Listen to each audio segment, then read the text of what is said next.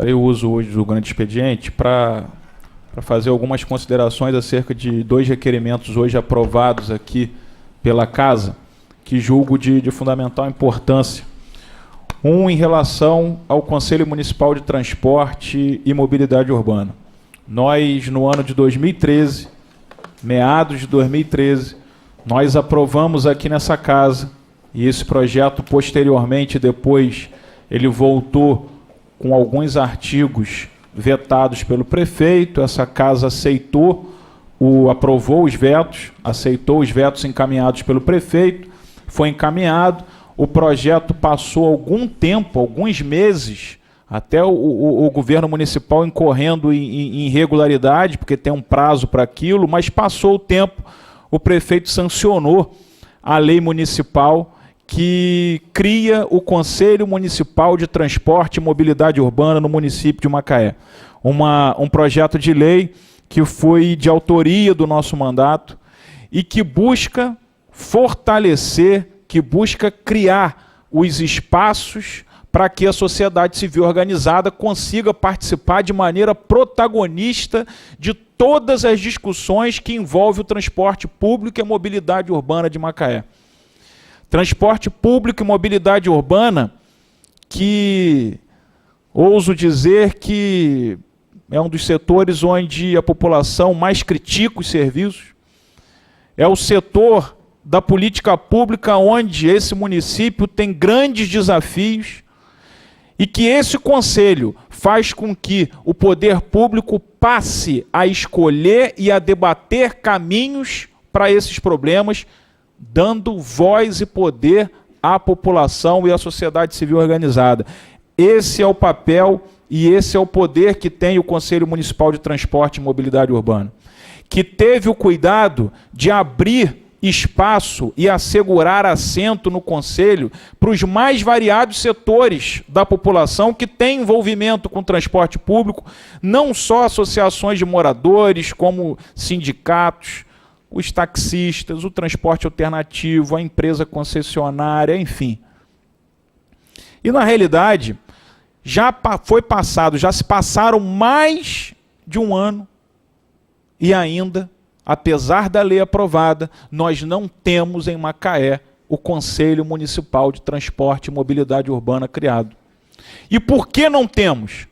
Porque o governo, até o presente momento, não fez o que deve ser feito. O governo não convocou e não organizou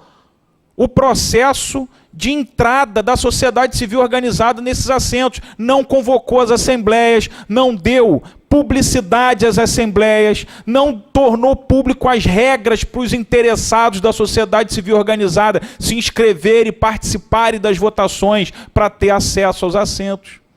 Então, existe a lei, mas a lei fica na gaveta.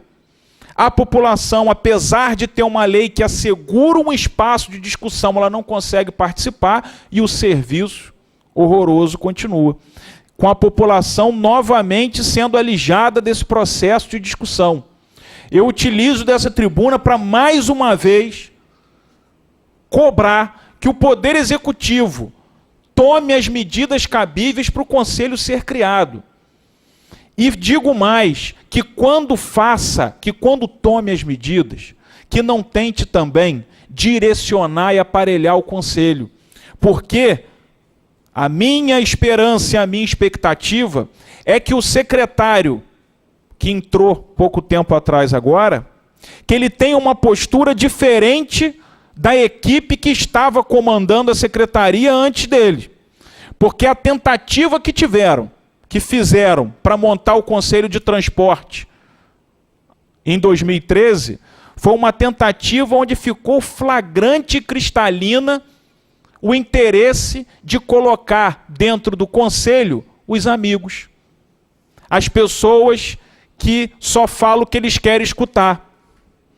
Estavam fazendo o processo de formatação, de entrada dos representantes das categorias de forma totalmente equivocada, totalmente irregular.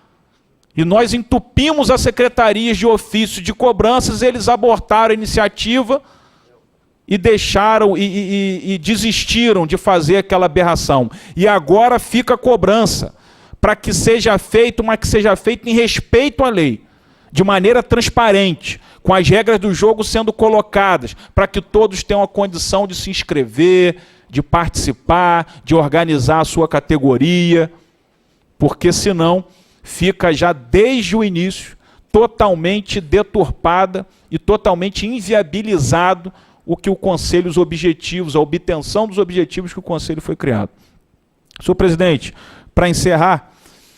o outro requerimento que nós aqui trouxemos para discussão e que foi aprovado foi um requerimento onde a gente pede uma série de informações em relação aos agentes de combate, aos agentes comunitários de saúde. Porque, senhor presidente, eu participei de uma reunião no sindicato e, em conversa com alguns servidores, os servidores levantaram algumas dúvidas e algumas possibilidades que nos deixaram bastante preocupados. Na realidade, a legislação, ela assegura aos municípios uma verba. Se eu estiver falando alguma incongruência, o doutor Eduardo pode me corrigir, alguma verba, o piso em relação ao agente comunitário é assegurado pelo governo federal, que encaminha tais recursos para o município. Só que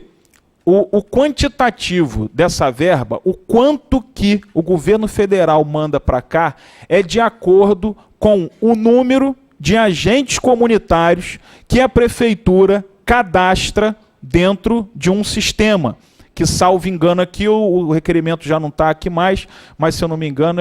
eu esqueci o nome. Tem um nome de um cadastro que você faz no governo federal, lá no site, e é a partir dali, CNES, que você ali coloca o quantitativo, você tem um prazo para você sempre estar atualizando aquilo ali, e aí a quantidade de recursos que chegam aqui é de acordo com o que você botou lá. E que a Prefeitura Municipal de Macaé não estava com o quantitativo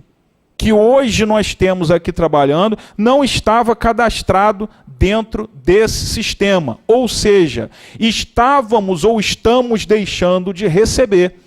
uma verba do governo federal que nós temos direito, onde basta o governo municipal cadastrar os profissionais no site e a gente deixando de receber tais recursos, fazendo com que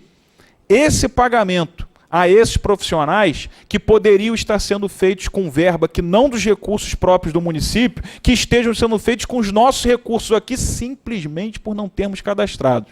Essa informação a gente não pode hoje trabalhar como verdade, porque isso foi uma informação trazida por um conjunto de servidores, mas que o requerimento hoje aprovado aqui vai elucidar e colocar clareza nessa discussão, porque a gente pede aqui o relatório, a gente pede aqui os últimos pagamentos, como foram feitos, a fonte de receita para esses pagamentos, para que a gente entenda o que está acontecendo e, caso esse absurdo esteja realmente acontecendo, que a Prefeitura Municipal de Macaé se organize para que não perca recursos,